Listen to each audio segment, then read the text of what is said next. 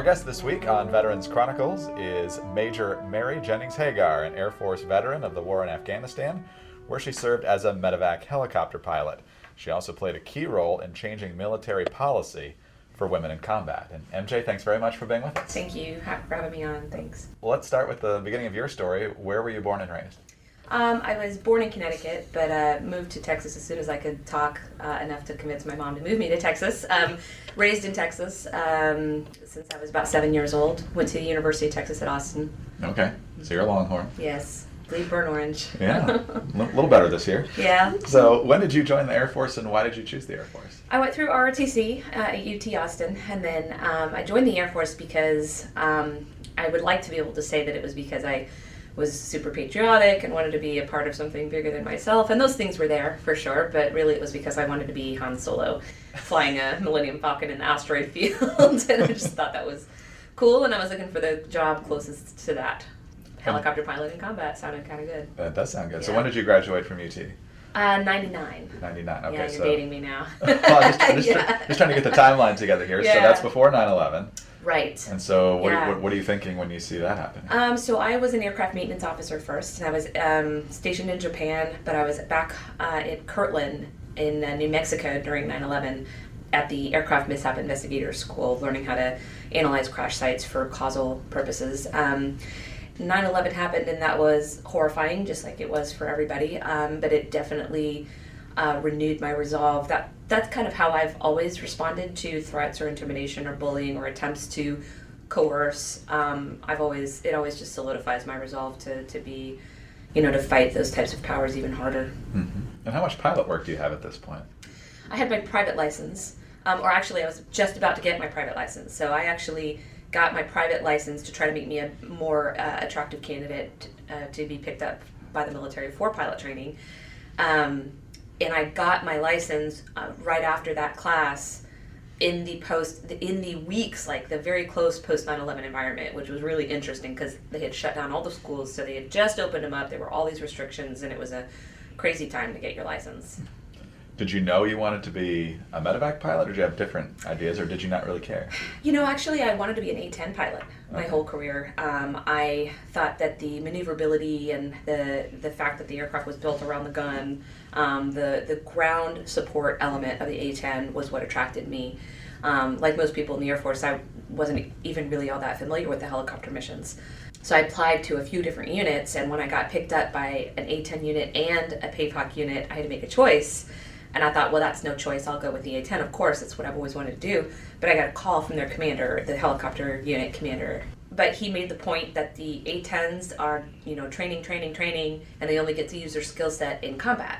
Whereas if I went the PAPOC route, I would do training, and then I would be using my real-world mission during peacetime.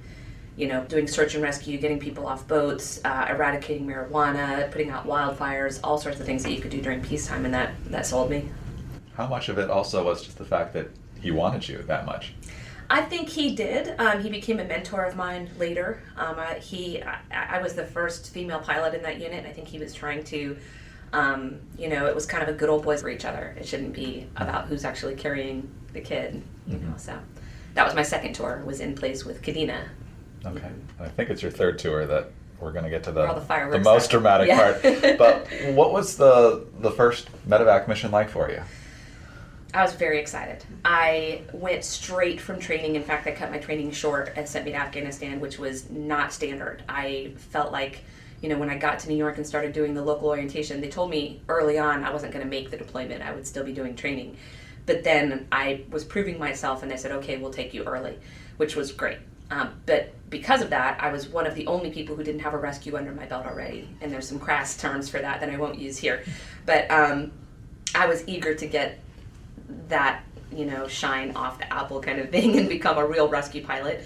So I was in Afghanistan. I was on alert in a place called Tarin Kowt. We were forward deployed supporting some special forces guys, and the radio went off. I was like taking a shower or something, and the radio went off, and I got all excited. I ran across these big rocks, which was stupid. I could have twisted an ankle, and threw on my uniform and put on my helmet, and I could feel my wet hair dripping down the back, and all of the dust was like just congealed on me because I was running straight from the shower, and I think I let loose a yeehaw and I jumped in the aircraft. I was very excited. We had a arm gunshot wound, and I was just eager to get my first rescue out of the way, and jumped in the helicopter, headed that way, and we were about 5 minutes out, and the ground team called and asked us if we brought blood with us. And we kind of looked at each other like, why would we? No, we didn't bring blood. And at this point, we can't turn around because we're 5 minutes out. But it made us all go, wait a minute. We thought we had like an arm gunshot wound. And it was, but it went inside the chest cavity also. And the LZ was under fire. We're not supposed to land under fire. We're supposed to wait till they suppress the threat. But, you know, you're not supposed to make tactical decisions like this, but the reality is we're human. We're going in to pick up an American Special Forces troop who needs blood, so we're going to land. So we landed under fire. The ground team is returning fire, trying to suppress the threat long enough to get the wounded soldier on board. We got him on board. My medic in the back started working on him. We beelined back to Tarin Kowt. We actually left our wingman, which is really dangerous for them and for us. But we just pulled the guts out of the aircraft, and we had a stronger, faster aircraft, so we just left them behind.